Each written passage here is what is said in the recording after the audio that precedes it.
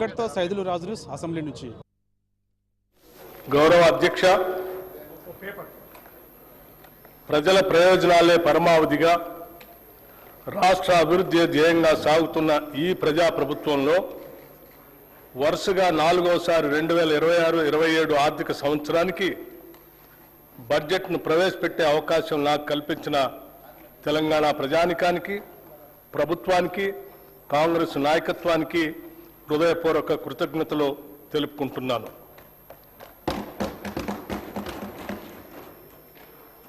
ప్రతి పౌరుడికి సామాజిక, ఆర్థిక, రాజకీయ న్యాయం అందించడమే పరిపాలన లక్ష్యం. డాక్టర్ బిఆర్ అంబేద్కర్ గారు అన్నట్లుగా డాక్టర్ బాబాసాహెబ్ అంబేద్కర్ చెప్పిన అడుగుజాడల్లోనే నడుస్తూ మా పాలన సాగిస్తున్నాం. మేం పాలకులం కాదు, ప్రజలకు సేవకులం. ప్రజలు మాకు అప్పగించిన ఈ అధికారాన్ని ఒక బాధ్యతగా భావించి ప్రజా సంక్షేమం, అభివృద్ధి ధ్యేయంగా రాష్ట్రాన్ని ప్రగతి పథంలో తీసుకుపోతున్నాం. మనల్ని మనం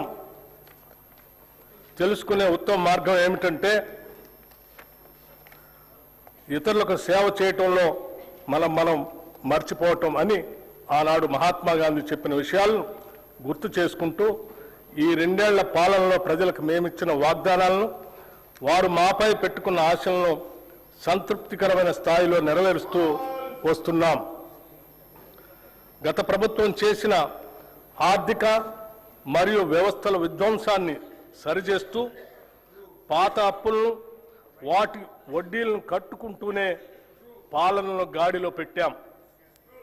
ఆర్థిక క్రమశిక్షణను పాటిస్తూనే ప్రజలకిచ్చిన వాగ్దానాలను నెరవేర్చడానికి శక్తి వంచన లేకుండా కృషి చేస్తున్నాం. అభివృద్ధిలో తెలంగాణ రాష్ట్రాన్ని దేశంలోనే నెంబర్ 1 స్థానంలో నిలబెట్టాలన్నదే మా లక్ష్యం. అందుకోసమే అహర్నిశలు శ్రమిస్తున్నాం.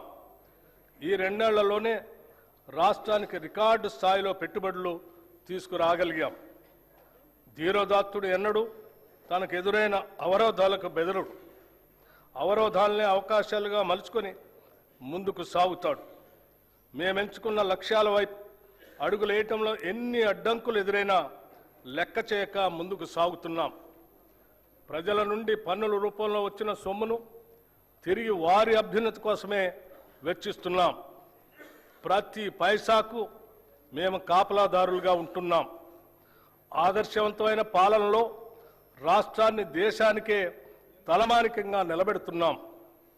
సుస్థిర రాజకీయ వ్యవస్థ, పటిష్టమైన ప్రణాళిక, దూరదృష్టి, ప్రజలకు మేలు చేయాలనే పట్టుదల మమ్మల్ని నడిపిస్తున్నాయి.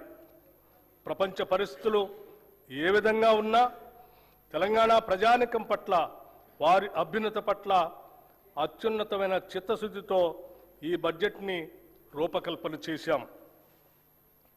అధ్యక్ష, బడ్జెట్ అంటే సంఖ్యల చుట్టూ తిరిగే అంకెలు కాదు, ప్రజల చుట్టూ తిరిగే సంఖ్యలు. బడ్జెట్ ప్రజల జీవన స్థితిగతుల మార్పుకు దోహదపడే లెక్కలు. తెలంగాణ ప్రజల ఆశలు, ఆశయాలను నిజం చేసే సంకల్ప పత్రమే ఈ బడ్జెట్. రాష్ట్ర సమగ్రాభివృద్ధికి అద్దం పట్టేలా దీన్ని రూపొందించాం. రాజ్యాంగ విలువలకు కట్టుబడి పారదర్శకతతో పాలన సాగిస్తున్నాం. గొప్పల కోసం మేము అబద్ధాలు చెప్పం. ఈ ప్రభుత్వం వాస్తవాల పునాదుల మీద పనిచేస్తుంది. మభ్యపెట్టే మాయమాటలు చెప్పం. ప్రశ్నించిన వారిని దూషించడం మా నైజం కాదు. బాధ్యతతో ఎవరు ప్రశ్నించినా బాధ్యతతోనే వారికి సమాధానం చెప్తాం. అది ప్రజల పట్ల, ప్రజాస్వామ్యం పట్ల మాకున్న చిత్తశుద్ధి. అనేక సవాళ్లు మరియు ఆర్థిక ఒత్తిళ్లను ఎదుర్కొన్నప్పటికీ తెలంగాణ రాష్ట్రం బూడిదలోంచి ఫినిక్స్ పక్షి మళ్లీ లేచినట్లు అభివృద్ధి దిశగా వడివడిగా ముందుకు సాగుతుంది. ప్రజల సంకల్పం, ప్రభుత్వ దృఢ నిశ్చయంతో రాష్ట్ర ఆర్థిక వ్యవస్థకు పకడ్బందీగా పునాదులు వేస్తున్నాం.